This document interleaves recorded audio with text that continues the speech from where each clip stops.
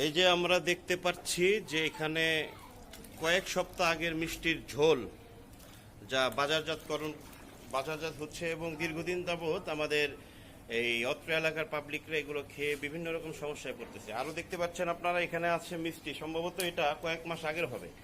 যে পরিস্থিতি দেখা যাচ্ছে, তো এই যদি হয় আমাদের সোনার বাংলার অবস্থা, তাহলে তো আর কিছু বলার নেই। এখানে মিষ্টির দোকানের যে মালিক আছে সে পলাতক আছে, সে এখানে উপস্থিত নেই।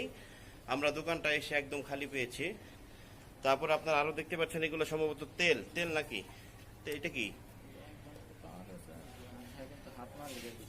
এই যে এইখানে দেখা যাচ্ছে যে যে অবস্থা, এই অবস্থাতে এগুলো যদি আমাদের সাধারণ জনগণ খায় তাহলে কি হবে আপনারা বুঝতেই পারছেন। এই হচ্ছে মিষ্টি, মিষ্টি কালো মিষ্টি যাকে বলে। আপনারা যে খাচ্ছেন, কি খাচ্ছেন আপনারা দেখে শুনে না বুঝে যে খাচ্ছেন। আপনারা আজকে লাইভ দেখতেছেন, এখানে মিষ্টির কি অবস্থা। এখানে দেখুন, এখানে আমরা রস রস দেখতে পাচ্ছি, সম্ভবত সবই নষ্ট, একটাও ভালো না।